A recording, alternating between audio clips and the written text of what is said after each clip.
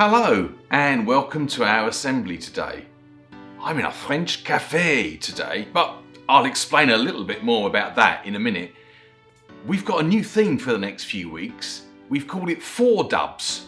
It really should be 4 W's because we're asking 4 questions. What, when, why, who? But 4 W's is a bit long, so we're calling it 4 dubs. Asking questions is really important because it's the only way you get answers, and the only way you learn is by asking questions. And it's good to be inquisitive. There's a good word to remember, isn't it? To ask lots of questions. It's a bit like being a detective. That's what we're going to be doing over these next few weeks. We're going to be looking for clues about something that might be coming up very soon, but I don't want to say too much. Actually, and this is partly why I'm here, I'm going to hopefully be meeting a world famous detective called the Purple Shadow, who's an expert at looking for clues and finding answers to questions. Trouble is, he's asked me to meet him here in this cafe. I don't know whether I'm going to recognise him. He's very, very master of disguise. You can never quite see him. He hides. He's called the Purple Shadow because he lives in the shadow.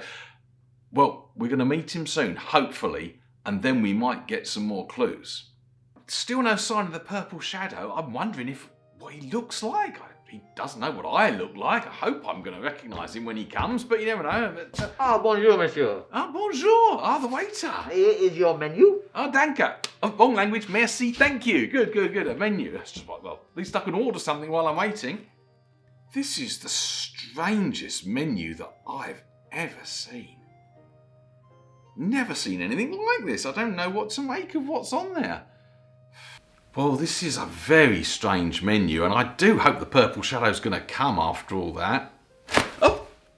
Bonjour. Bonjour. Are you the world famous Purple Shadow? I am the Purple Shadow. Well, I'm so glad that you're here.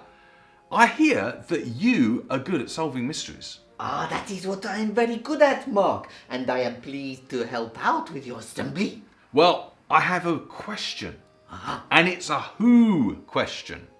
It is a good question, who? The question is, who were Zechariah and Elizabeth? That is a good question. Mark, you need to order something from the menu. Well, why are we in this strange cafe, in this strange menu? This is no ordinary cafe. It is called Cafe Clue. My favorite cafe. So the strange things on the menu might be clues to help us solve our question. That is right. Well done. I will have a look and see what it says again. So we've got a heading that says Z and E, and then we have a starter, a main, and a dessert. Okay. Waiter! Can I have a WS, a P&P, and an R, s'il vous plaît? Right away, sir. Merci. Well, I'm very curious as to what's going to turn up, but I'm glad you're here, Purple Shadow, because I don't think I would make any sense of these clues without someone to help me. I am glad to help, Mark. It's really good. Well, let's wait and see what turns up. I've got no idea. The service is very good here. It won't be long. Excellent. Here he comes. Your order, sir. Merci. 1 WS.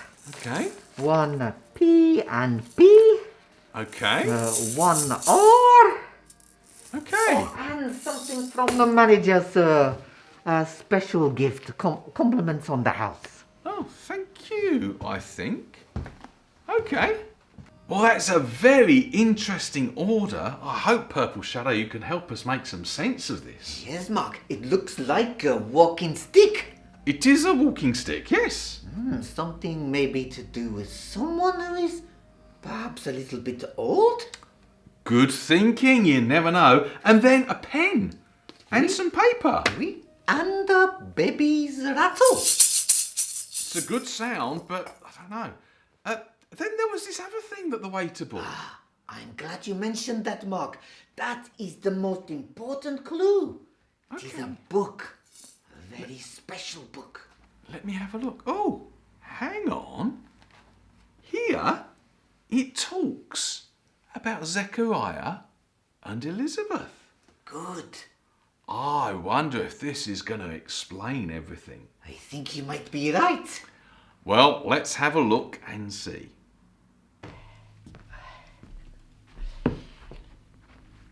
Things are very different for my wife Elizabeth and I these days. Our story started many, many years ago when we were praying for a baby, but as the years went by, no baby. A little bit like Abraham and Sarah. We continued to trust in God as best we could. I'm a priest and I used to work in the temple. In fact, our story really starts too when I was in the temple, because it was my turn to burn the incense and offer the prayers for the people. And when I was there, I sensed someone else next to me. And as I turned, there was an angel. And I was terrified. "Do not be afraid," the angel said, "because, Zechariah, God has heard your prayers, and your wife Elizabeth is going to have a baby."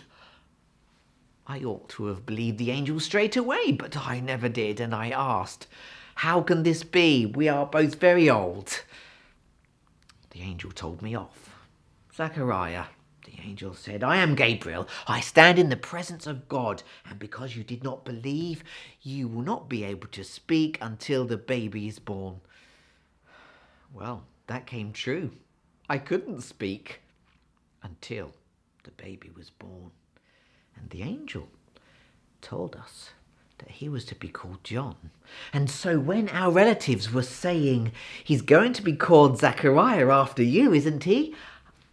I quickly asked for something to write on, and I wrote, "No, his name is John." And suddenly I was able to speak again, and I praised God with words that I'd never been able to speak before. And now our little baby is here. We're all wondering what he's going to be and do. Actually, we know he's going to get the people ready for the coming of the Lord, someone greater than our little baby. I better go now. I think Elizabeth needs some help with the changing.